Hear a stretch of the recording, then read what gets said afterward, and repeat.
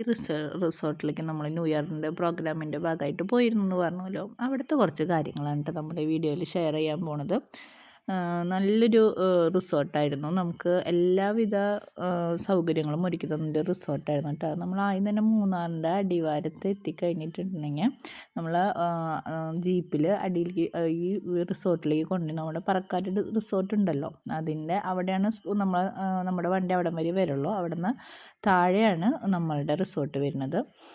അപ്പോൾ അവിടേക്ക് നമ്മൾ അവർ തന്നെ വണ്ടി ഇട്ടിട്ടുണ്ട്, ജീപ്പ് സൗകര്യമുണ്ട്. അപ്പോൾ നമ്മൾ 3 ജീപ്പുകളിലായിട്ടാണ് അടിയിലേക്ക് വന്നത്. നമ്മളുടെ സാധനങ്ങളെല്ലാതും അവർ തന്നെയാണ് എല്ലാതും സെറ്റ് ചെയ്ത് കൊണ്ടുവന്നത്. നമുക്കൊരുവിധ ബുദ്ധിമുട്ടും ആ റിസോർട്ടിൻ്റെ ഭാഗമായിട്ടുണ്ടായിരുന്നില്ല കേട്ടോ. ദിവസം വെച്ച് കഴിഞ്ഞിട്ടുണ്ടെങ്കിൽ നല്ല ഹാപ്പി ആയിരുന്നു. അതിനുശേഷം ഞങ്ങൾ ഓരോരുത്തർക്കും, ഞങ്ങൾ 8 ഫാമിലി ആയിരുന്നു, 8 ഫാമിലിക്കും 8 റൂമുകളുണ്ടായിരുന്നു കേട്ടോ. പിന്നെ ഈ നമ്മളെല്ലാ മക്കളും ഒരേ ഒരു ഏജാണ്. നമ്മുടെ ഇതളൂസ് മാത്രമാണ് ഒരു കുഞ്ഞുണ്ണി ഉണ്ടായിരുന്നത്. അപ്പോൾ അവർക്ക് കളിക്കാൻ എൻ്റർടൈൻമെൻറ്റുള്ള കാര്യങ്ങളൊക്കെ ഉണ്ടായിരുന്നു. പിന്നെ എല്ലാ റൂമും നല്ല അടിപൊളി റൂമുകളായിരുന്നു. നമുക്ക് നല്ല അത്യാവശ്യത്തിന് വലിപ്പമുണ്ട്. അതിൻ്റെ എല്ലാവിധ AC റൂമുകളായിരുന്നു എല്ലാതും. പിന്നെ ടോയ്ലറ്റ് ഫെസിലിറ്റിയും നല്ലതായിരുന്നു. എല്ലാം നല്ല നീറ്റ് ആൻഡ് ക്ലീൻ ആയിരുന്നു. പിന്നെ നമുക്ക് അവിടെ എല്ലാവിധ സൗകര്യങ്ങളും ഒരുക്കിയിട്ടുണ്ടായിരുന്നു കേട്ടോ. എല്ലാ റൂമും നല്ല നീറ്റായിരുന്നു. നമുക്കൊരു കംപ്ലൈൻറ്റ് പറയാനൊന്നും ഇല്ല കേട്ടോ റൂമുകളിലൊന്നും. ടോയ്ലറ്റും നല്ല ടോയ്ലറ്റായിരുന്നു. ഏത് ടൈമിലും നമുക്ക് ഹോട്ട് വാട്ടർ കിട്ടുമായിരുന്നു.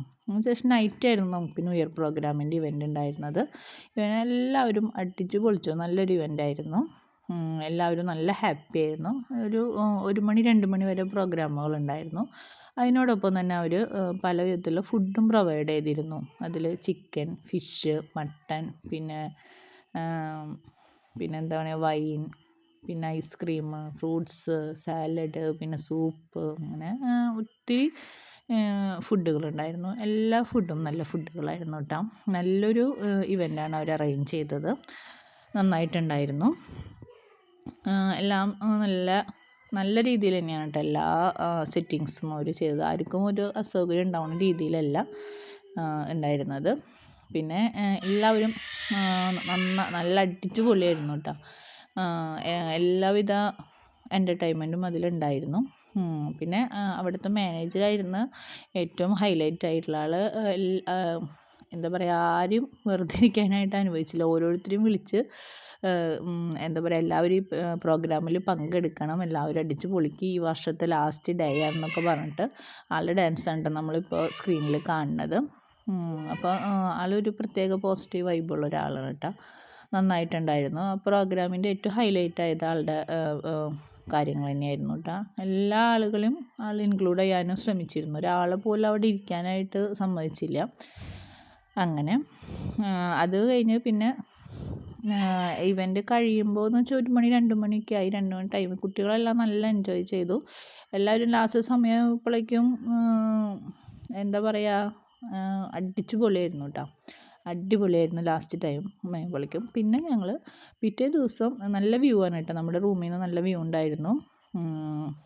തേയിലത്തോട്ടങ്ങളൊക്കെ നമുക്ക് ഇവിടെ നിന്നാൽ തന്നെ നന്നായി കാണാൻ പറ്റുമായിരുന്നു. നല്ലൊരു വ്യൂ ആയിരുന്നു. അതുകൊണ്ട് തന്നെ ഞാൻ ആദ്യമായിട്ടാണ് ഞാനിങ്ങനെ പോയി ഇങ്ങനെ ചായയൊക്കെ കുടിച്ച് നിന്ന് ഇതൊക്കെ ഒന്ന് ആസ്വദിക്കുന്നത്.